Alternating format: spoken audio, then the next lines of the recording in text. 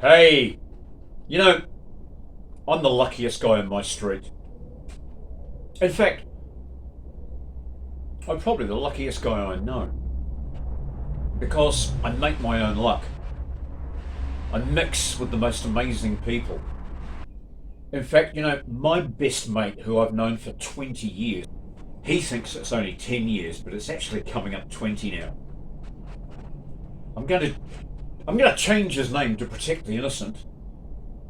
Well, anyway, Dafford Roberts, this Welsh mate of mine, he's really good at buying cheap stuff. And when his cheap stuff breaks, he just goes and buys some more. And I was over at his place the other day and he was having a massive clean out. Most of it was garden tools. Water blaster, chainsaw, hedge trimmer, things like that. There were two bicycles in the mix as well, so I'm working on them as well. But hey, we're not here for bicycle videos. The little top-handled chainsaw, perfect for arborists. It's designed for using up a tree and at arm's length rather than cutting down a tree or cutting up firewood. And this massive hedge trimmer, because Daff does have a lot of hedges at his place. Anyway, all the chainsaw needs is a new coil. First of all, I thought it was the spark plug, but a few tests revealed that it was the coil. I looked online, $24 gets me a new coil. So that has to wait for a week or so until the coil arrives. But the hedge trimmer, it's got the Hyundai brand on it, but I know damn well it's not made by Hyundai. It's made of Chinesium. And then the Hyundai badge is added to it to give it added credibility. But he bought this thing, and shortly after buying it, the coil spring, the hairspring inside the pull start failed. And the shop that it bought it from couldn't buy a new part.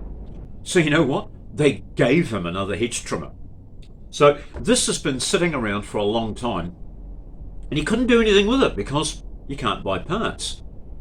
But for anybody who's prepared to think a little bit outside the square, you could make a spring. I believe, I don't know for certain yet, this is going to be an experiment. You're going to watch me as I do it. Together we're going to see if it works. Now, this stuff here, this is bundling strap. It's a semi-high tensile steel band that they put around bundles of fence posts and pallets of timber and things like that to keep them safe during transit. And when they arrive at the retailer, of course the retailer snips these bands and the bundle comes undone and they can start selling the contents of the bundle. I went and pulled a couple of these out of the local timber yard's rubbish bin. What I'm going to do is pass it through my guillotine, which I'll show you in a minute, and I'm going to trim this down into a narrow strip. And I believe that I can make the hairspring that used to recoil the starter out of one of these. So let's find out if I'm right or not.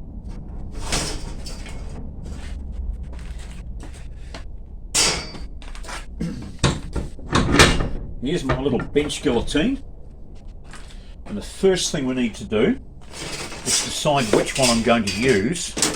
I think I'll use the narrower of the two.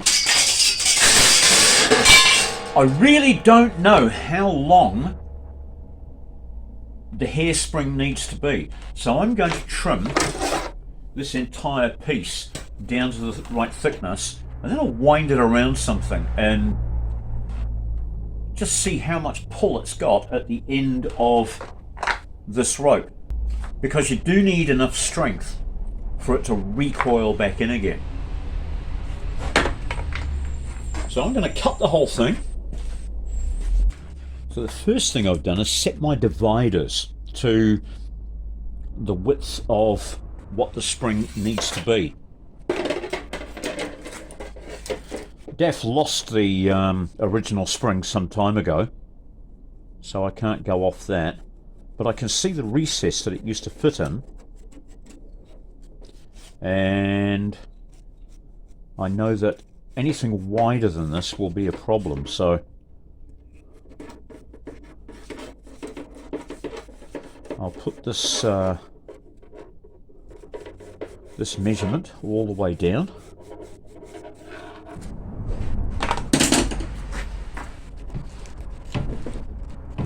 I'm just going to lubricate in here so I get a nice clean cut.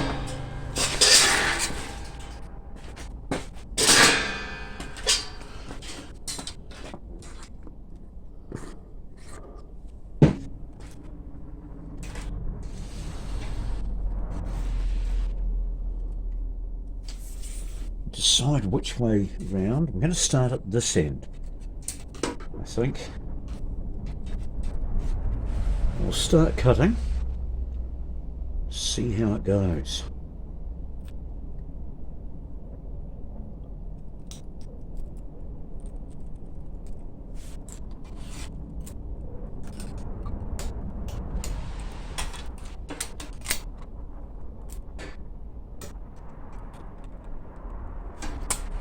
Happy with the so far. Going nicely along the line. Hey, what do you know? I'm nearly there already.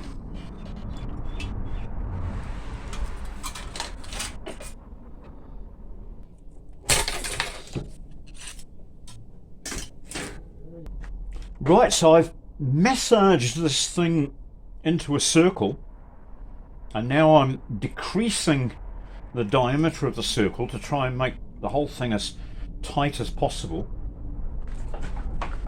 because I've got to make it fit within this circle here. And now I've also got to get some pliers and put the appropriate shapes into the end of it. I don't know what shapes are needed, except it's going to have something that will hook into there to turn that. And then I see there's a plastic post just here, and obviously that post has the other end of this, whoops, curled around it.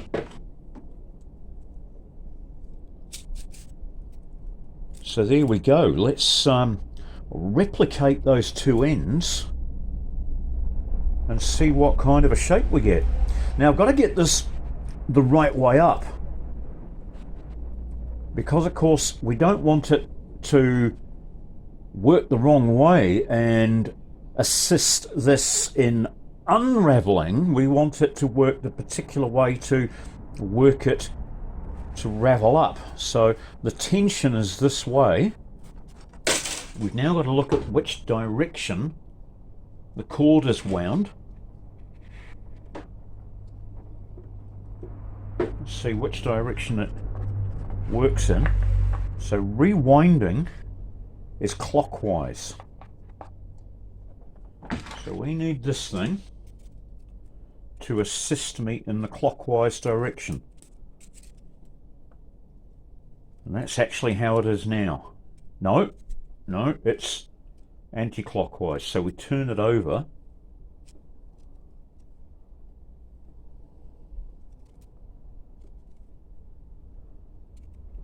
Now it's working. So we're going to put the curve in this end to go around that post.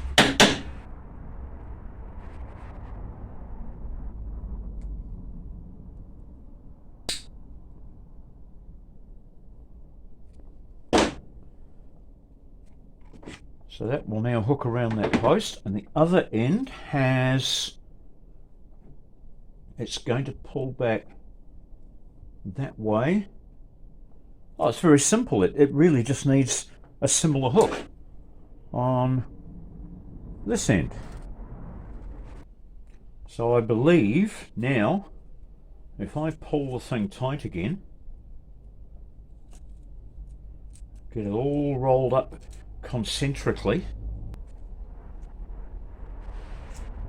You know, this has got a good amount of pull, even though it's not genuine spring steel. I really think it's going to be adequate for the job. Right, so I didn't make you watch the tedious part of me wrapping this round and round and round, but now that you can see I've got it wound up, all I've got to do is turn the thing over and hook the end over this pin, and it should wind itself up and go in. But before I do that, I've got to remember to put this end of the rope back through the hole in the case. Where is the hole in? There's the hole in the case. Okay. So we hook the end over the pin. I hope you can see that from where you are. Hook the end over the pin, hold it there with one finger, and hopefully get this down over the post without losing the spring.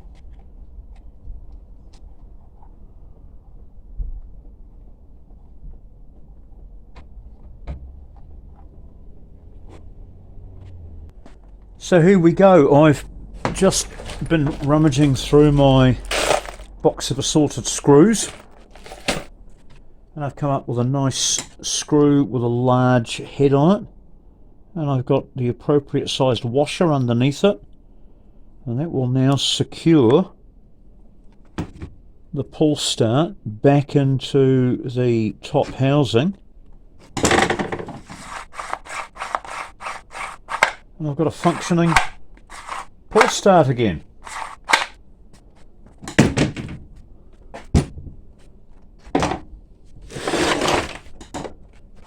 So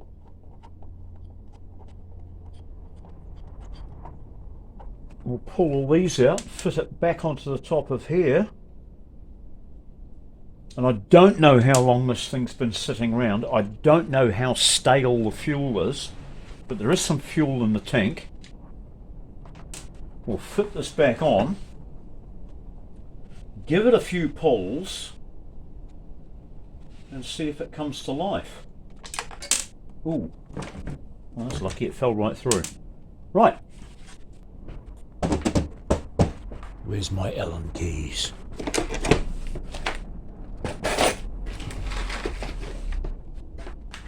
Wait here, I'll go and get my Allen keys. Allen! Allen! Doobly doobly doobly doo! Looks like it's that one.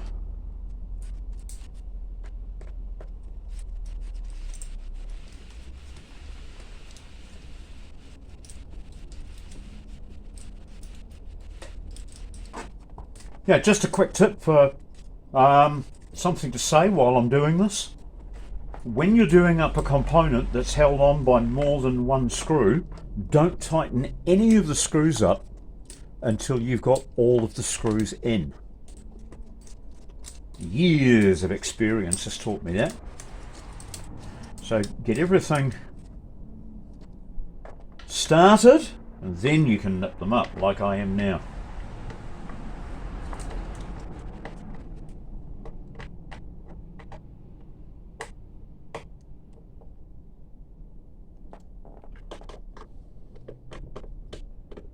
And because it's made of Chinesium, don't over tighten things. You'll find that on these devices, to keep the weight down and the manufacturing cost and the lifespan, a lot of it is made out of plastic, which means it's threaded into plastic. There we go. Let's give it a pull and see what we get. Turn it on. There'll be a choke somewhere. Use the air cleaner. Primer bulb, I'll pump a bit of fuel through.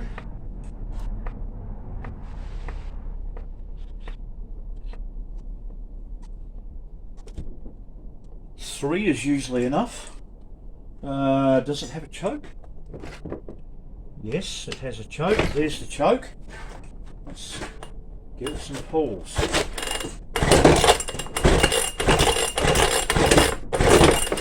Fired just then. Woohoo! It did. Choke off. I will remove the cover because I don't want it eating its own cover if it starts.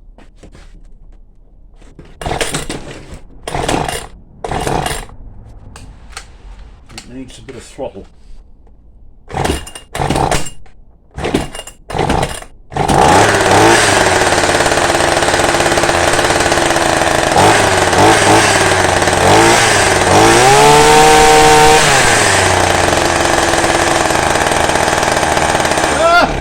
Oh, there we go. Winning!